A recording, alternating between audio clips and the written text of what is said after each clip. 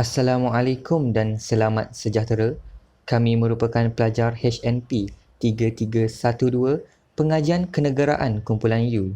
Dalam video kali ini, kami akan menerangkan ulasan sebuah artikel yang bertajuk 16 September 1963 Bermulanya Sebuah Negara yang ditulis oleh Aizat Sharif dan diterbit pada 16 September 2013. Sebelum meneruskan perbentangan, kami akan memperkenalkan ahli kami. Saya Ahmad Luqmanul Hakim bin Abdul Aziz. Saya Fatimah Azhara binti Rusdi. Saya Daniel Mustaqim bin Mazlan. Saya Siti Solihah binti Zainal. Nama saya Muhammad Hakimi bin Muhammad Yazid. Saya Sufia binti Abdullah.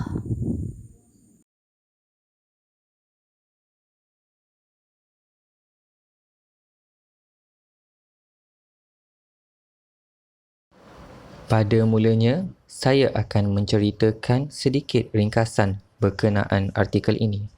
Pada 31 Ogos 1957, Tanah Melayu mencapai kemerdekaan.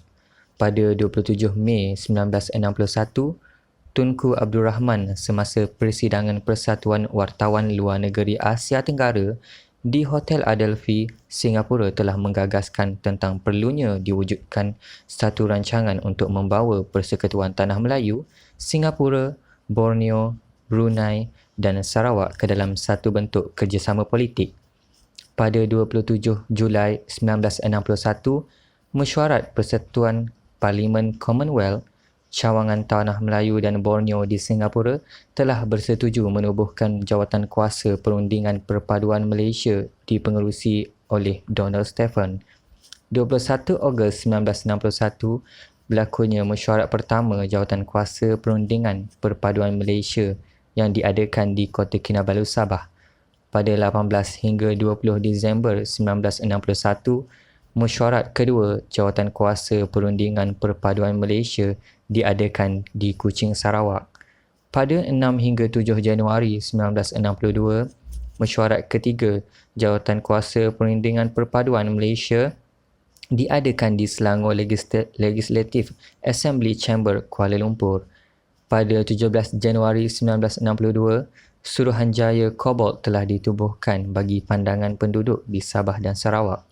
Pada 3 hingga 4 Februari 1962, mesyuarat keempat Jawatan Kuasa Perundingan Perpaduan Malaysia bermesyuarat di Singapura.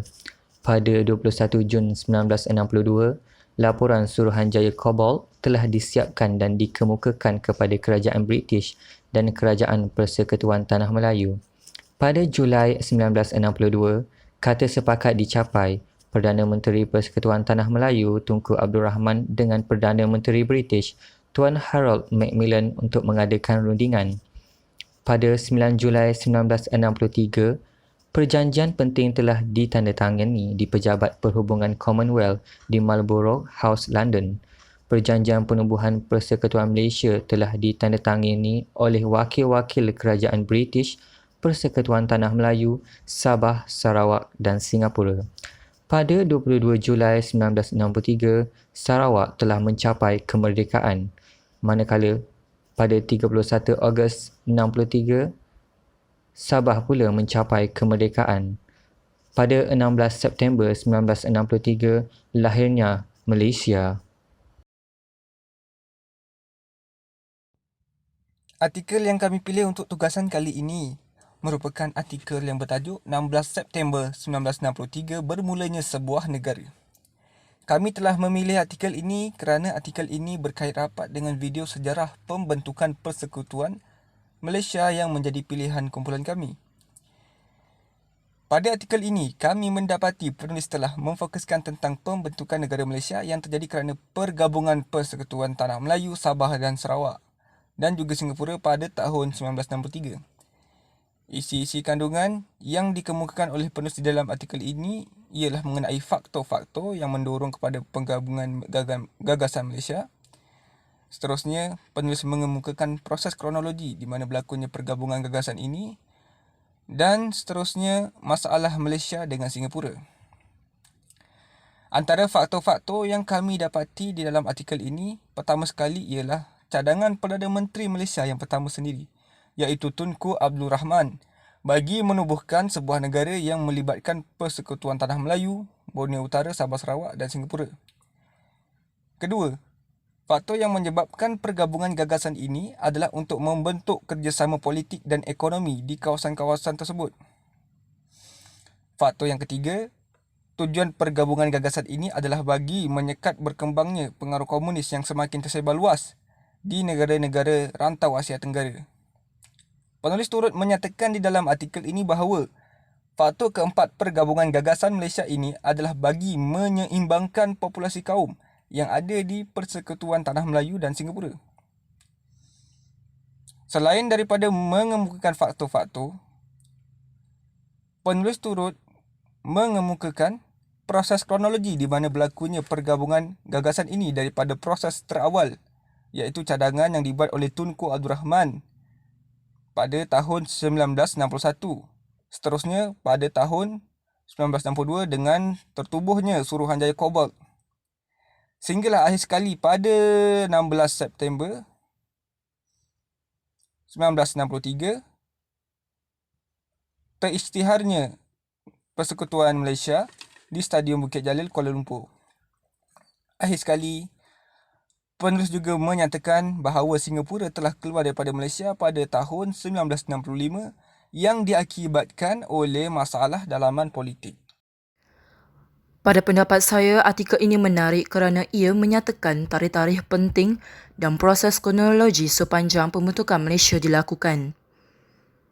Pada 27 Mei 1961, Tunku Abdul Rahman Putra Al-Haj yang merupakan Perdana Menteri Persekutuan Tanah Melayu ketika itu telah membayangkan penubuhan sebuah negara yang melibatkan gabungan Persekutuan Tanah Melayu, Singapura, Brunei, Sarawak dan Sabah dalam ucapannya di depan persidangan Persatuan Wartawan Luar Negeri Asia Tenggara yang diadakan di Hotel LDV, Singapura.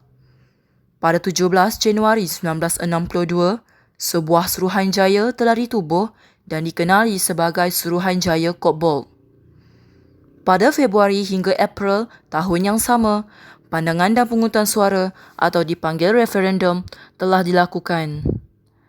Pada 21 Jun 1962, laporan dari referendum tersebut diserahkan kepada kerajaan British di mana 80% bersetuju dengan pembentukan gagasan Malaysia. Pada 9 Julai 1963, satu perjanjian ditandatangani oleh wakil-wakil kerajaan British, Persekutuan Tanah Melayu, Sabah, Sarawak dan Singapura di Pejabat Perhubungan Commonwealth di Marlborough House, London. Pada 12 Julai 1963, Sabah, Sarawak dan Singapura bersetuju mengeluarkan kenyataan bersama iaitu kerajaan British bersetuju menyerahkan kedaulatan Sabah, Sarawak dan Singapura kepada kerajaan Malaysia dan Malaysia akan ditubuhkan pada 31 Ogos 1963. Walaupun perancangan sebenar pengisytiharan akan dibuat pada 31 Ogos 1963, namun majlis tersebut terpaksa ditangguhkan.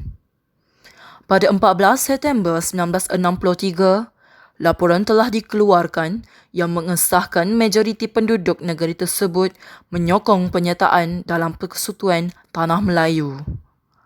Pada 16 September 1963, gagasan tersebut telah menjadi kenyataan dan lahirlah sebuah persekutuan yang dikenali sebagai Malaysia.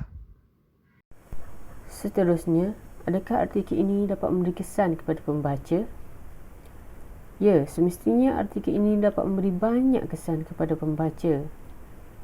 Seperti yang telah dinyatakan dalam artikel ini bahawa sejarah pembentukan Malaysia, apa yang kita dapat lihat ialah untuk membentuk sebuah negara yang bernama Malaysia ini bukanlah sesuatu yang mudah.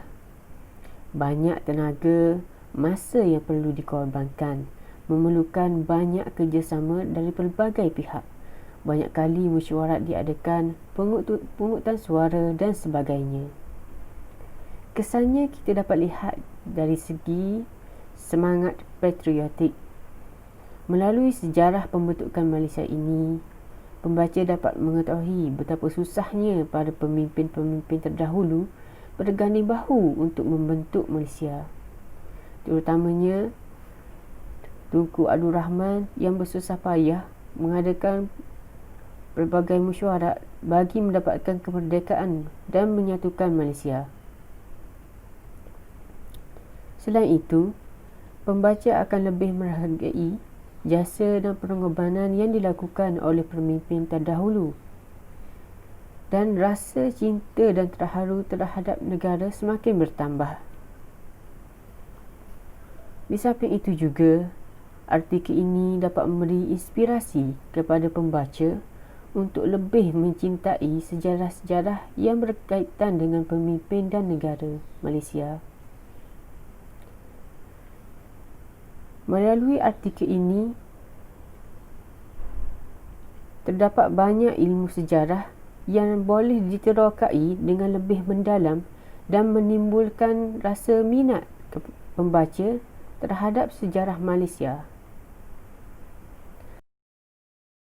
Banyak kekuatan yang telah ditunjukkan oleh penulis dalam artikel ini. Dalam proses pembentukan Malaysia sebagai sebuah negara, kekuatan yang ditonjolkan oleh penulis ialah penulis telah menyatakan secara terperinci tentang faktor-faktor gabungan Persekutuan Tanah Melayu, Singapura, Sarawak dan Borneo Utara iaitu Sabah. Antara faktor pergabungan Persekutuan Tanah Melayu, Singapura, Sarawak dan Borneo Utara yang dinyatakan adalah untuk membentuk kerjasama dari segi politik dan ekonomi dan ianya sebagai satu langkah untuk menyekap pengaruh komunis yang dilihat semakin menular dan menjejaskan kestabilan politik. Seterusnya, kekuatan artikel ini dapat dilihat apabila penulis menyatakan faktor yang mendorong kepada pembentukan Malaysia sebagai sebuah negara adalah untuk menyeimbangkan populasi kaum yang berada di Persekutuan Tanah Melayu dan Singapura. Hal ini dikatakan demikian. Di Singapura, jumlah kaum Cina begitu ramai. Tindakan yang dilakukan oleh Tunku dengan membawa Borneo Utara, Sarawak dan Brunei untuk membentuk Malaysia sedikit sebanyak dapat menyeimbangkan populasi kaum yang ada di Malaysia, di mana kebanyakan penduduk di sana adalah kaum Bumiputera yang terdiri daripada etnik Iban, Kadazan, Murud, Bajau dan lain-lain lagi. Selain itu, kekuatan yang turut ditonjolkan oleh penulis dalam artikel ini ialah tentang proses pembentukan Persekutuan Malaysia dengan tertubuhnya Suruhanjaya Kobok pada 17 Januari tahun 1962. Ini adalah untuk meninjau pandangan penduduk negeri-negeri yang terlibat dalam pembentukan Malaysia dan ianya diwakili oleh 5 anggota yang dipengerusikan oleh Lord Corbett dan dianggotai oleh 2 wakil kerajaan British iaitu Sir Arthur Abel dan Sir David Waterstone. Manakala wakil dari Kerajaan Persekutuan Tanah Melayu pula terdiri dari Datuk Wang Pauni dan Muhammad Ghazali Syafi'i H. Harris yang bertindak selaku setiausaha. Walaupun terdapat banyak kekuatan yang telah ditonjolkan oleh penulis dalam artikel ini, namun demikian masih terdapat sedikit kelemahan di dalam artikel ini. Kelemahan yang terdapat dalam artikel ini ialah pada tahun 1965 disebabkan beberapa masalah politik dalaman yang melanda antara Persekutuan Tanah Melayu dan Singapura, Singapura telah menarik diri dari Malaysia untuk muncul sebagai sebuah negara republik. Dalam isu ini, sepatutnya penulis harus menerangkan dengan lebih teliti tentang masalah-masalah politik dalaman yang berlaku antara Persekutuan Tanah Melayu dan Singapura. Singapura telah bertindak muncul sebagai negara republik yang merujuk kepada kerajaan atau negara yang diperintah oleh ketua negara yang dipilih oleh rakyat seperti presiden dan bukannya beraja atau monarki. Bagi rujukan, kami telah menggunakan sumber rujukan utama kami daripada Astro Awani yang ditulis oleh Aizat Sharif iaitu artikel yang bertajuk 16 September 1963 bermulanya sebuah negara. Artikel ini digunakan bagi menyokong hasil kajian kumpulan kami.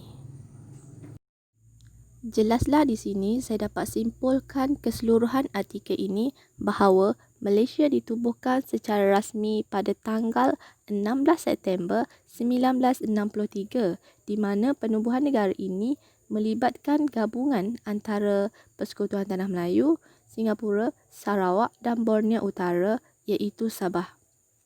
Pembentukan Malaysia bermula apabila Perdana Menteri Persekutuan Tanah Melayu ketika itu ialah Tunku Abdul Rahman Putra Al-Haj. Beliau telah mencadangkan penubuhan sebuah negara dengan tujuan tertentu. Pelbagai isu telah timbul semasa proses penubuhan Malaysia seperti yang telah diterangkan oleh rakan saya tadi.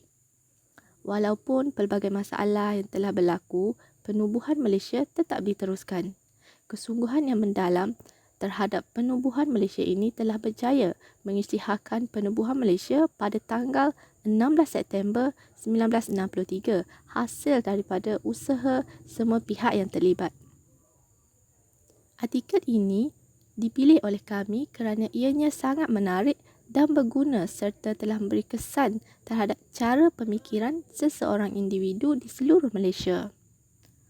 Walaupun artikel ini diterima baik oleh seluruh rakyat di negara ini kerana kelebihan yang tertentu, namun terdapat juga kelemahan-kelemahan di dalam artikel ini. Secara ringkasnya, saya dapat simpulkan pada tanggal 16 September 1963 merupakan hari paling bersejarah kerana secara rasminya sebuah negara telah dibentukkan pada ketika itu, iaitu Malaysia.